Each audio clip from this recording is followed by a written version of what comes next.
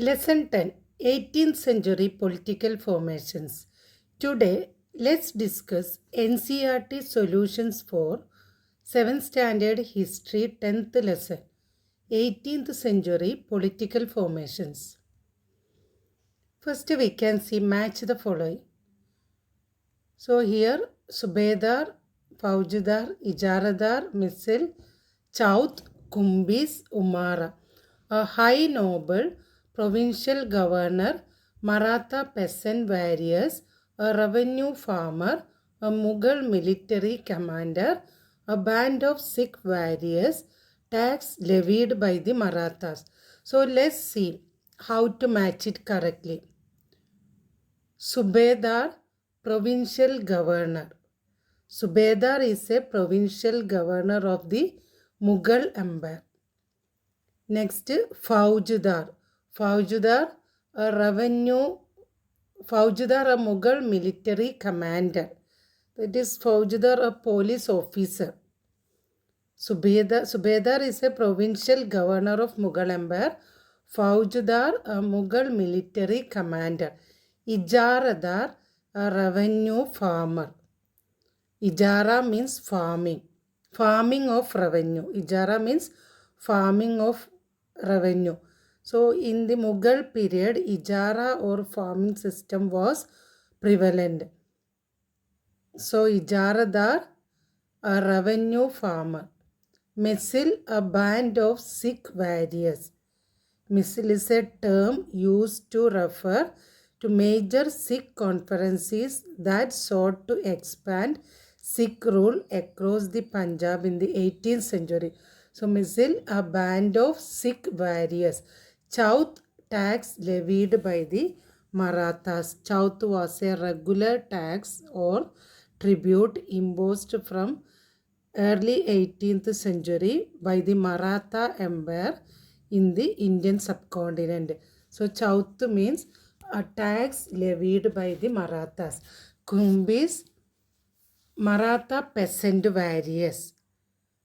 Kumbi is a generic term applied to caste of traditional farmers in Western India. So Kumbis means Maratha peasant warriors.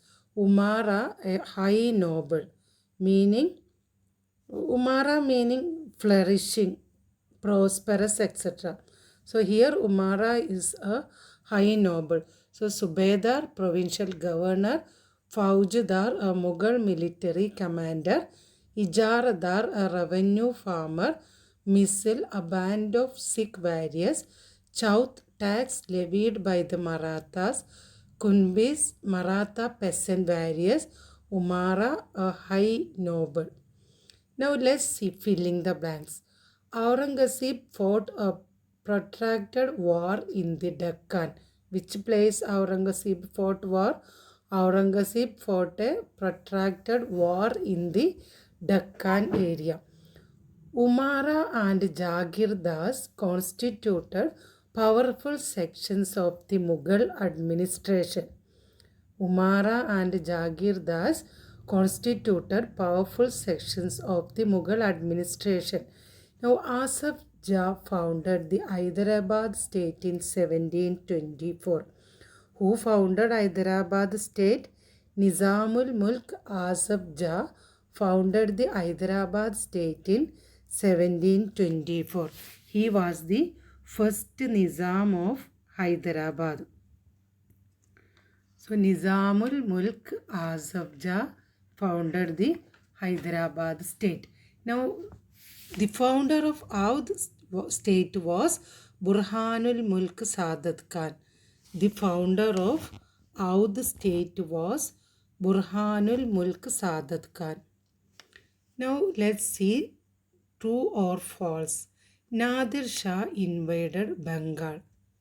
So this sentence is false. Nadir Shah plundered the city of Delhi in 1739. So Nadir Shah invaded Delhi. Next, Savai Raja Jai Singh was the ruler of Indore. This is false. Savai Raja Jai Singh of Amber was the governor of Malwa. Next, Guru Gobind Singh was the 10th Guru of the Sikh. That is true. Guru Gobind Singh was the 10th Guru of the Sikhs. Pune became the capital of the Marathas in the 18th century. That is correct. Pune became the capital of the Marathas in the 18th century. Now let's see questions and answers. What were the offices held by Sadat Khan? The offices held by Sadat Khan were Subedari, Faujadari and Diwani.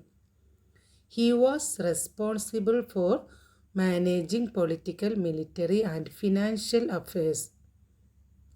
So, Sadat Khan held offices like Subedari like political administration, governor of the Subas, Faujadari military administration, Diwani right to collect tax, that is financial affairs.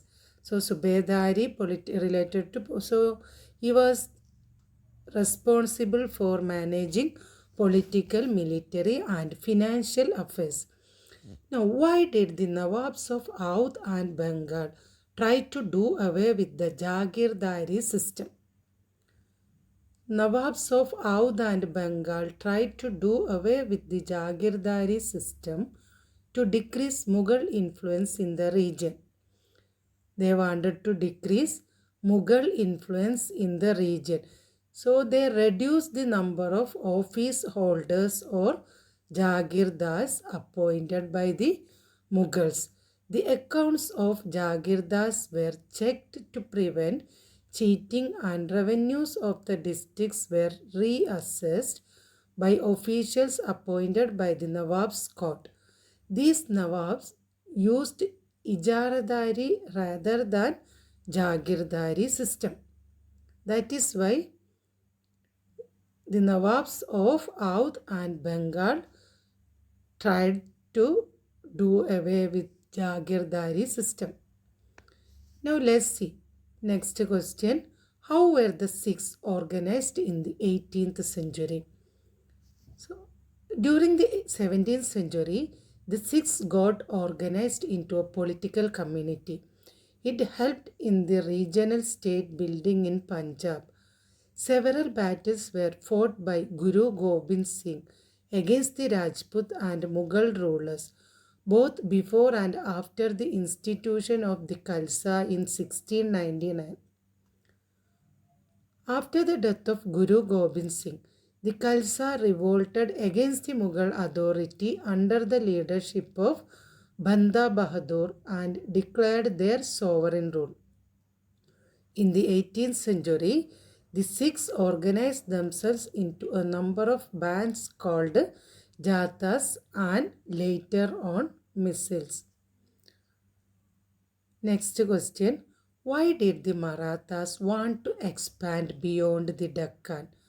The Marathas wanted to expand beyond the Deccan in order to decrease the Mughal influence. Same like six other Nawabs, Marathas also wanted to decrease Mughal influence. So they expanded beyond Deccan. The Marathas wanted to expand beyond the Deccan in order to decrease the Mughal influence. Maratha Empire expanded and later they captured Malwa and Gujarat from the Mughals. The Maratha king was recognized as the overlord of the entire Deccan Peninsula. Next, what were the policies adopted by Asaf Jah to strengthen his position? Now, we told who was the founder of Hyderabad. Nizamul Mulk Asaf Jah. So, he was the founder of Hyderabad. He was the first Nizam of Hyderabad. So, which are the policies adopted by Asaf Jah to strengthen his position? Asaf Jah brought skilled soldiers and administrators from northern India. who welcomed the new opportunities in the south. He appointed Mansabdars and granted Jagirs. He ruled independently without Mughal interference. The Mughal emperor merely confirmed the decisions already taken by Azab Jah.